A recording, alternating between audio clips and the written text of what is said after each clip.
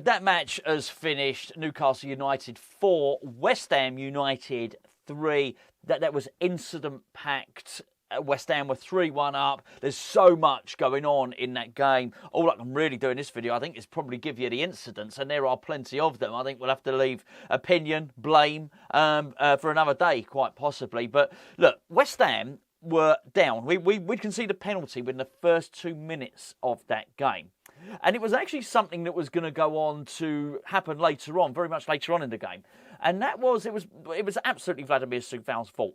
But what you've got in Anthony Gordon is a very, very clever player who seems to be able to time very well when the opposition defender, in this instance Coufal, is going to try and kick the football, basically. And what he does, he's very good at getting his body into a position or putting his foot in the way and drawing the foul. So basically, Anthony Gordon drew the foul. It was clever play. It wasn't cheating. It was just clever play, and he was just smarter than Vladimir Coufal. And I've got to say, in this match, that was a complete mismatch there. Gordon versus Coufal, complete and utter mismatch. It has to be said. That being said, didn't get much better for Coufal when Harvey Barnes came on and replaced him, and they switched wings to the other side.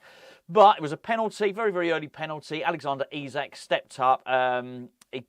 Placed the ball low to the side of Alphonse Areola. They were 1-0 up. Now, the thing is, whilst the penalty was conceded about the 2-minute mark, it took a long time. Everything takes a long time with VAR. And the match was very, very fragmented. So at what point the penalty was actually taken, I don't know. But I'll tell you this much. There were 10 minutes injury time played at the end of the first half alone. That was not a 90-minute match. We've just gone and watched a 110-minute match. It's borderline ridiculous, actually, particularly considering both teams have got to play again on Tuesday. It wasn't just fragmented because of VAR, and VAR was used quite a lot. Everyone was cheating. I've got to be honest with you. Everyone was cheating. And I've got to include Lucas Paquetá, Bruno Guimaraes, a lot of them, Fabian Schär. Everyone was having a cheat up in this game, it seemed. And people were trying to con the referee, making out they'd been whacked in the face or the leg when they absolutely hadn't done. So I think it was probably quite a hard game to referee. That being said, I do think we were stitched up by VAR at the end. It went to 1-1. Antonio, what a great goal that was. Ball was played over the top. I think Mohamed Kudus did really, really well for this ball. Got given, and basically the ball ended up with Paquetá in the middle. And he played a beautifully chipped ball over the top. Now, by this point, Newcastle have had to reshuffle their defence because, well, Newcastle had a lot of injuries in this game, and they reacted really, really well with their substitutions. But they had a makeshift defence. Dan Burn had to go into centre-back. Anyways, but Lucas Paquetá, lovely ball over the top. Antonio was fast and composed. Yeah, there you go. Fast, strong and composed. Finished the goal really, really well. And West Ham were looking, pretty good at this point, apart from whenever Gordon came up against Coufal. He was just losing out every time. As I say, utter mismatch down that side. We had a really interesting contest going on with Paquetá and Bruno Guimaraes. Now, here's a funny thing. They're meant to be best mates. Well, we don't know. Is Bruno Guimaraes Lucas Paquetá's best mate, or is it Emerson? I don't know. Maybe there was a bit of jealousy going on somewhere. But I'll tell you what, they were having a go at each other, and at one point, Paquetá pretended, this is to his mate, right? His best mate or whatever from Brazil, both playing the national team. He pretended that Guimaraes had whacked him in the face, and he actually hadn't.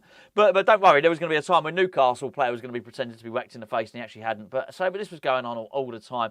What I do have to say is, that was we complained about no entertainment. That was incredible entertainment.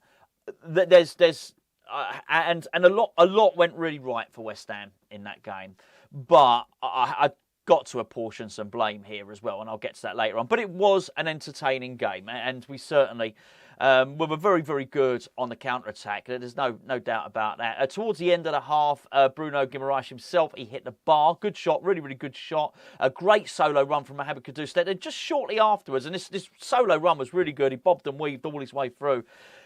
Should have got a free kick at the end of it, but I think by and large the referee was trying to let the game flow. I don't have a massive amount of complaint with the referee in this game. The VAR officials are something different, it has to be said. But just before the end of the half, which went on forever, that first half, West Ham got another goal. Kudus was fouled. Now, not only was Kudus fouled, I think the player was Schär. he fouled Kudus, and then obviously he knew he fouled Kudus, and Kudus put out an arm, but the arm was sort of there, and Sharp went, oh. It was like the Wicked Witch of the West in the bloody, what's it called? What's what I'm looking at? The yellow brick roads and all the rest of it. I cannot, Wizard of Oz, that's it. And she said, I'm melting. He was a bit like that. Honestly, he's grabbing his face, didn't touch his face. So he's fallen over trying to win, basically trying to pretend that it wasn't a foul on Kudus and it was a foul on him. It wasn't. And then basically, Paquetá took a really quick free kick. Played a beautiful curl pass into Jarrod Bowen. Jarrod Bowen was down on the wing, pulled the ball back. Kudus finished well. It was 2-1 just before half-time. All the Newcastle players and the Newcastle fans were complaining it's a head injury, you're not allowed to play on. It wasn't a head injury. I'm telling you now, his head was not injured. The referee saw that he was trying to cheat, and he just allowed it to play on. That was the thing. It was cheating. It didn't work. We tried it earlier on. Paquetá tried cheating. It didn't work. The referee was quite wise to a lot of this stuff. It couldn't have been an easy game for him, it has to be said. We were 2-1 up at that point. Really, really good. Went into half-time. 55-minute first half. What can I say? We started the second half really well, but so did Newcastle. Newcastle came out of the traps well. All I was going to say is Newcastle, Eddie Howe was forced to make changes all the way through the game. All the way through the game. Because these injuries, they kept on getting injuries, hamstrings.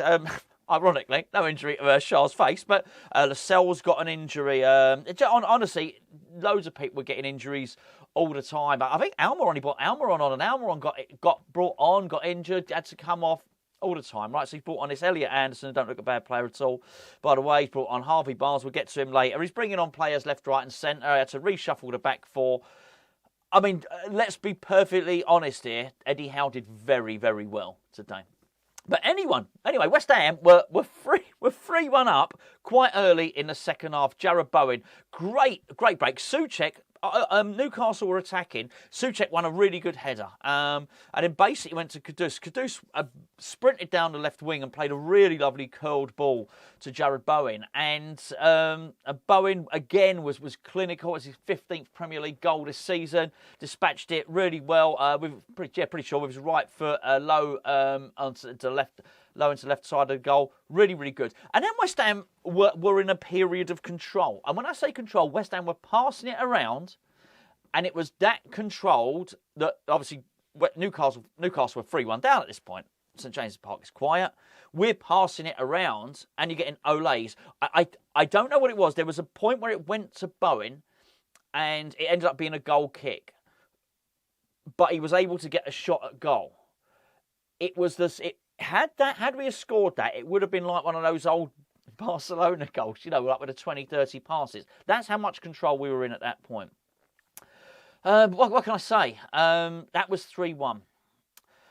Now, obviously, there's so much going on.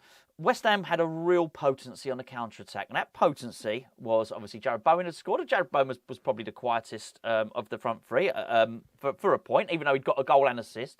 Kudus was... Never mind Jarrod Bowen be on fire, Kudus was on fire. Outstanding. Unplayable. Eve was even better. Gordon was good. He was even better than Gordon, right?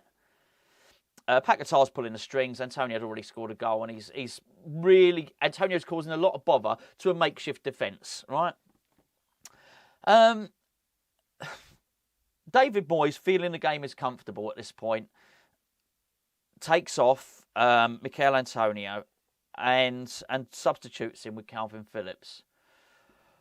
Well, okay, what can I say at this point? That was pretty much it. That was the end of our game. Newcastle invited Newcastle onto us because, of course, we've taken off an attacking player and put a defensive one on, a defensive midfielder. I couldn't help but watch and had Chris Akabusi's words ringing in my ear when I watched Calvin Phillips. Now, go back to the start of the video where I said that Anthony Gordon's very, very clever at positioning his body in a way and winning fouls. West Ham were in a situation... Okay, Fabianski had made a good save, and then there'd been a scramble. Now, Fabianski made a good save from Harvey Barnes, who basically had escaped the attentions of Soufal. So Soufal at this point is now having a nightmare with Barnes. Fabianski saved well. Then within the next sort of I don't know, 30 seconds, 60 seconds, there was a big scramble in the box, and Fabianski's made like a double save. There's a big scrambled load of pinball going on in there, and the ball eventually, during one of the periods of pressure, because now Newcastle have got a period of pressure where West Ham have retreated, Calvin Phillips has to clear the ball.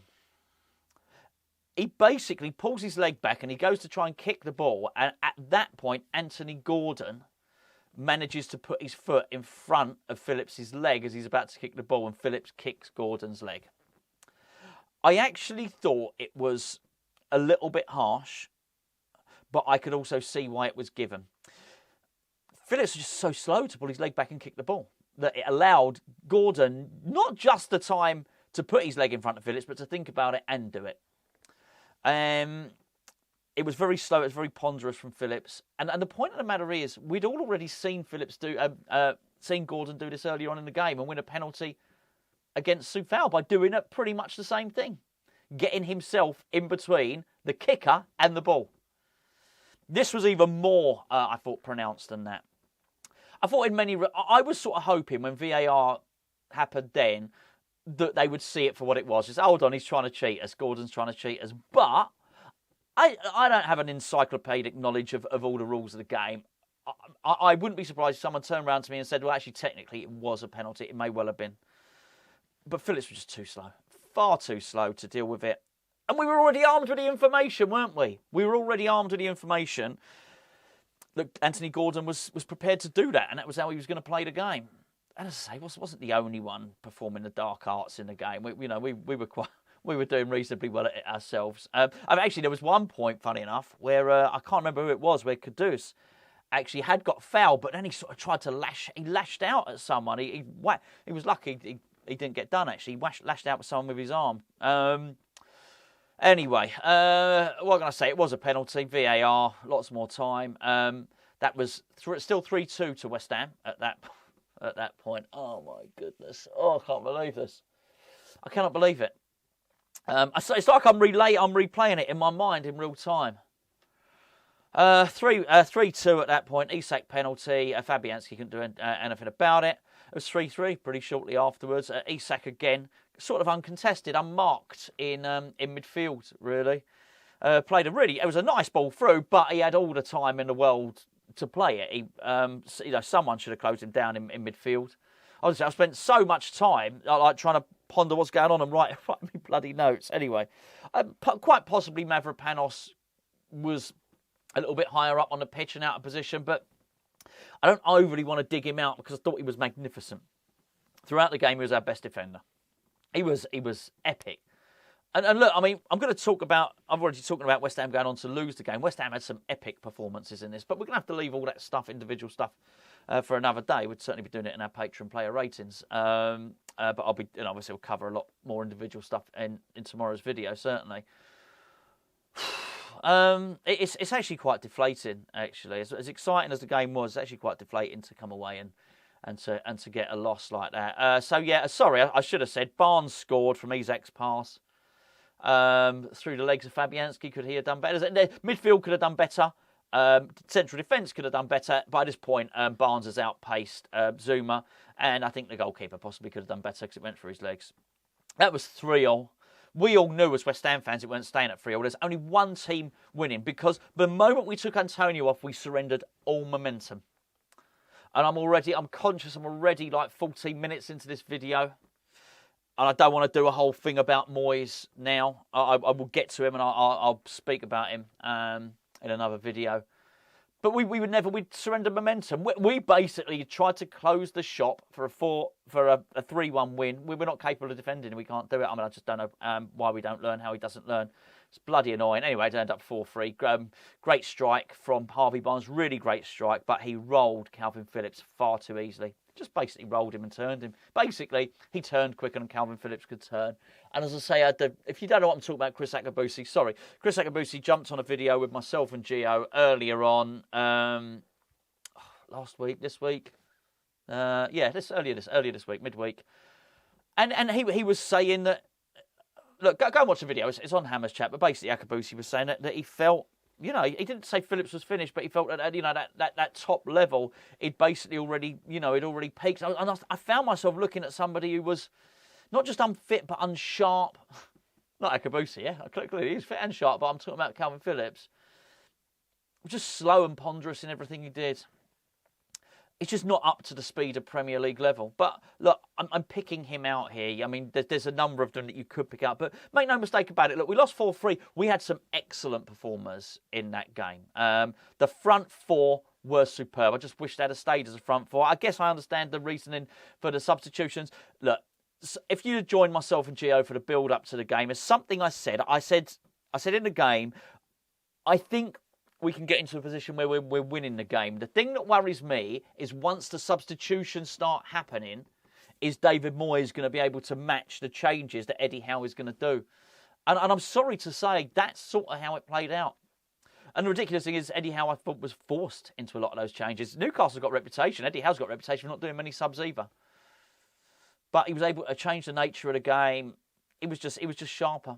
And that was it. We were a one-trick pony. David Moyes made his one tactical play, and that's it. Right, I'm going to shut up. 3-1. We're going to close out the game. We couldn't close out the game. We didn't close out the game.